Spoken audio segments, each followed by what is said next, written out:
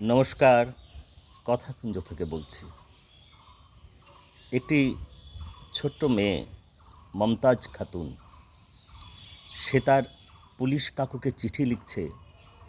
Police কাকু, তুমি এত সুন্দর কথা বলো, বাঁশি বাজাও, ছবি আঁকো, গরিব মানুষদের বাড়ি গিয়ে তাদের সাহায্য করো, তোমার মতো অন্য পুলিশেরা হয় না কেন? তোমার মতো অন্য পুলিশেরা হয় না কেন?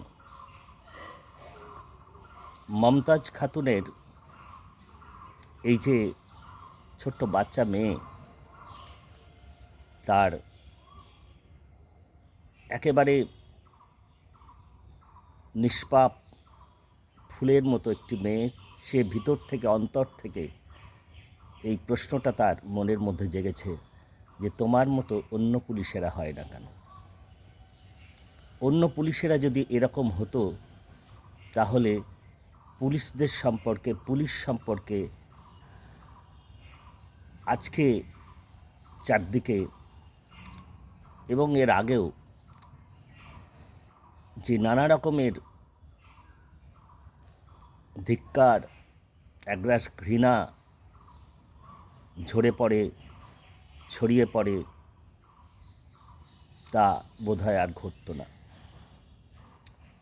শত্রু সিনেমার সেই পুলিশ চরিত্রটির কথা মনে আছে? অনুপ কুমার, যিনি সিনেমার একটা পর্যায়ে, একটা চূড়ান্ত পর্যায়ে এসে বলছেন, ভালো কাজ করার যে এত আনন্দ, তা যদি কেউ জানতো, তাহলে কেউ আর খারাপ কাজ করতো না। এই পুলিশ চরিত্র অনুপ কুমার দুহাতে প্রচুর কালো মেখেছেন, কাদা পাঁক মেখেছেন। আর হরিদেবপুরের সেই বড়বাবু রঞ্জিত মল্লিক, ভালো পুলিশ,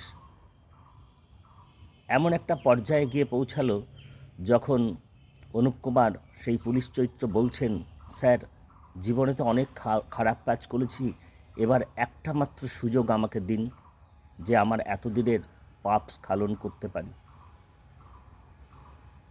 আপনাদের মনে থাকবে, অনেকের থাকবে না, কবি তুষার রায়, ব্যান্ড মাস্টার তুষার রায়, যিনি লিখেছিলেন পুলিশ ওরে পুলিশ, কবিকে দেখলে টুপিটা তোর খুলিস।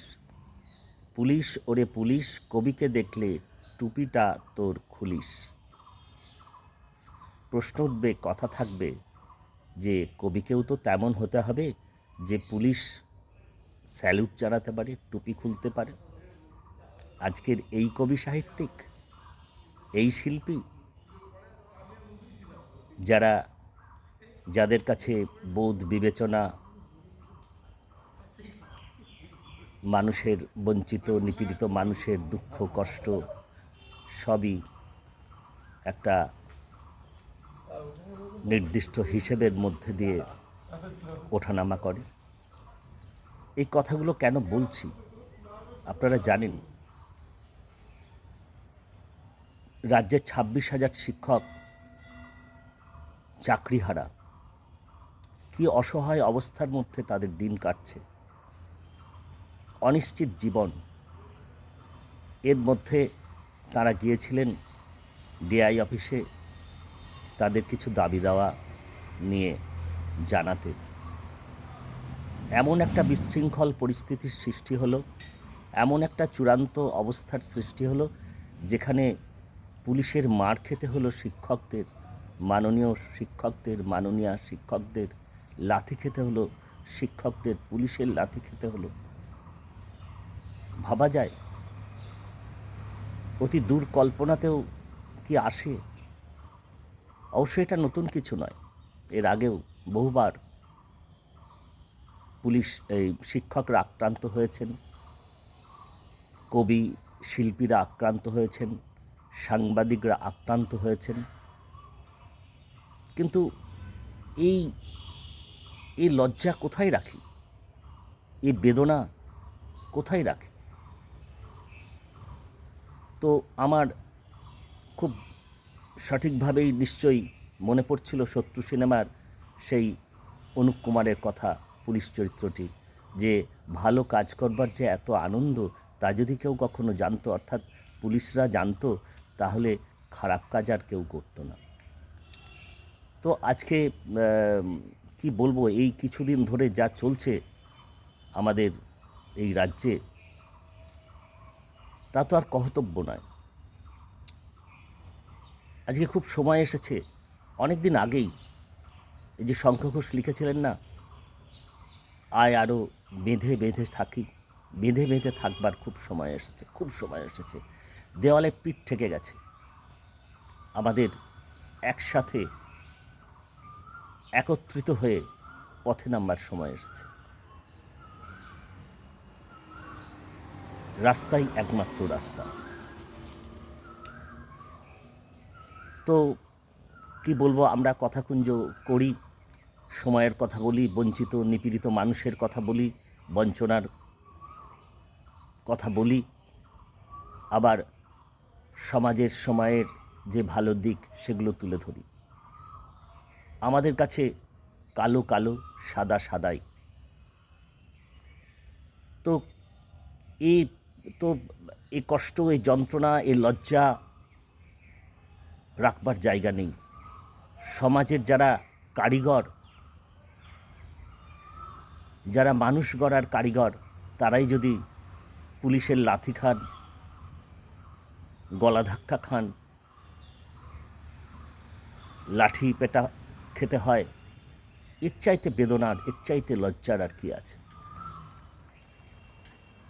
তাই আজকে একেবারে দেওয়ালে পিঠ থেকে যাওয়া একটা সময়, তার মধ্যেই কিন্তু আমাদেরকে একটা জোট বাঁধবার সময় এসেছে। চৈতন্য সংযত বোধ বিবেকের কাছে দায়বদ্ধ মানুষ আমি বারবার আপনাদের বলি, আমাদের সকলকে একসাথে পথে নামতে হবে। তো ঠিক আছে, আজকের কথাকুঞ্জ খুব মন খারাপ করার সময় যাচ্ছে,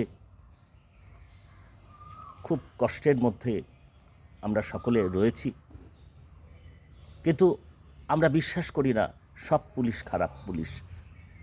অনেক ভালো পুলিশ আছেন, অনেক ভালো মানুষ আছেন নিশ্চিত করে, কিন্তু তারা কোনোভাবে নিয়ন্ত্রিত হচ্ছেন। কিন্তু আমরা বলবো, নিশ্চয়ই সমস্ত শুভবুদ্ধিসম্পন্ন মানুষের এই একই কথা, যে একটু আয়নার সামনে দাঁড়ান, একটু আয়নার সামনে দাঁড়ানোর দরকার রয়েছে। আপনাদেরও বাড়িতে সন্তান রয়েছে, তাদের সামনে আপনারা কী জবাব দেবেন? তাদের সামনে তো আপনাদের জবাব দিতে হবে। তো আজকে মানে অনেক কথাই বলবার আছে, কিন্তু একটি মূল কথা বলবার, যে আজকে আমাদের দেওয়ালে পিঠ ঠেকে গেছে। আসুন সবাই একসাথে একটা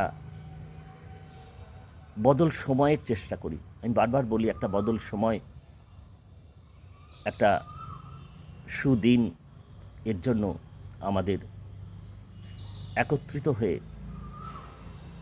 বেঁধে বেঁধে থাকবার খুব একটা চূড়ান্ত পর্যায়ে চলে এসেছে। তো আজকের কথাকুঞ্জ মানে কি বলবো, এটা একটা খুব দুঃখ, বেদনা, কষ্ট পাবার, জানাবার কথা।